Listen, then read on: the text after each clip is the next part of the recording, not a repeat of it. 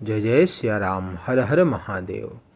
प्रिय दर्शकों, आज हम आप लोगों को राजा दशरथ और माता सीता से संबंधित एक रोचक कथा आप लोगों को सुनाएंगे। माता सीता ने फाल्गु नदी, तुलसी, कौआ, गाय और ब्राह्मण को श्राप क्यों दिया और साथ ही साथ वट वृक्ष को आशीर्वाद क्यों दिया, इसकी संपूर्ण कथा हम वीडियो के माध्यम से श्रवण करेंगे।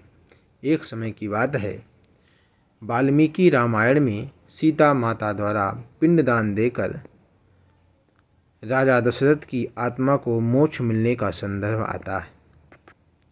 वनवास के दौरान भगवान राम, लक्ष्मण और माता सीता पितृपक्ष के वक्त श्राद्ध करने के लिए गया धाम पहुँचे और वहाँ ब्राह्मण द्वारा बताए श्राद्ध कर्म के लिए आवश्यक सामग्री जुटाने हेतु श्री राम और लक्ष्मण नगर की ओर चल दिए।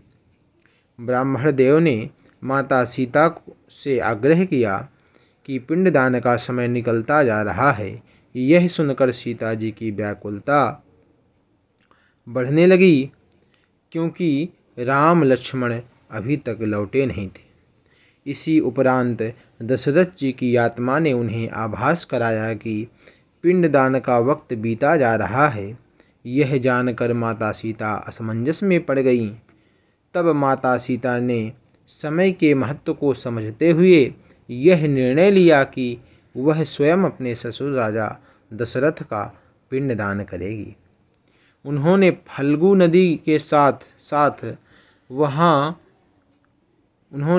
नदी के साथ वहाँ उपस्थित वटवृक्ष, कौआ, तुलसी, ब्राह्मण और गाय को साक्षी मानकर स्वर्गीय राजा दशरथ का पिंडदान पूरी विधि विधान से किया। इस क्रिया के उपरांत जैसे ही उन्होंने हाथ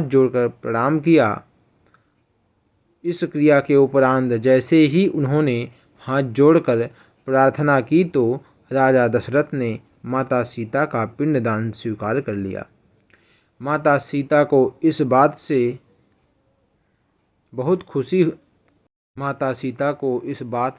खुशी हुई कि उनकी पूजा राजा दशरथ जी ने स्वीकार कर ली है, पर वह यह भी जानती थी कि प्रभु राम इस बात को नहीं मानेंगे, क्योंकि पिंडदान पुत्र के बिना नहीं हो सकता।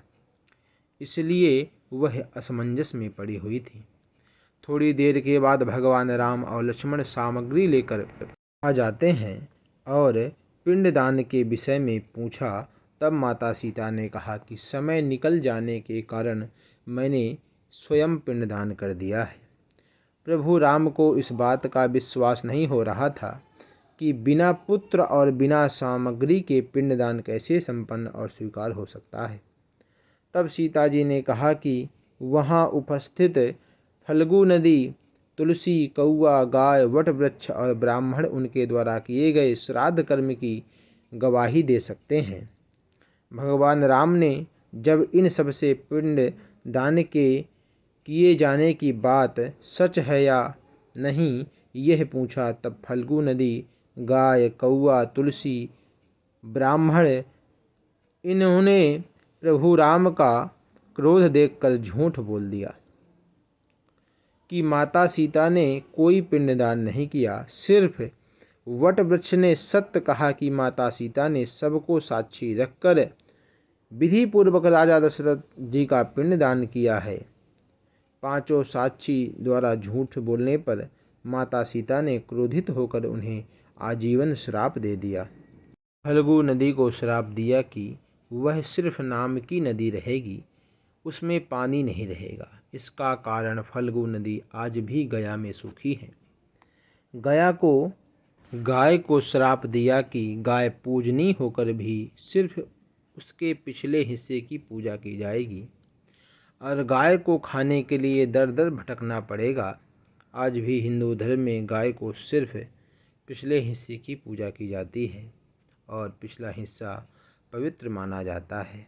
माता सीता ने ब्राह्मण को कभी भी संतुष्ट न होने और कितना भी मिले उसकी दृढ़ता हमेशा बनी रहने का श्राप दिया था।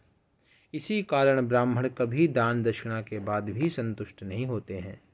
सीता जी ने तुलसी को श्राप दिया कि वह कभी भी गया की मिट्टी में नहीं उगेगी।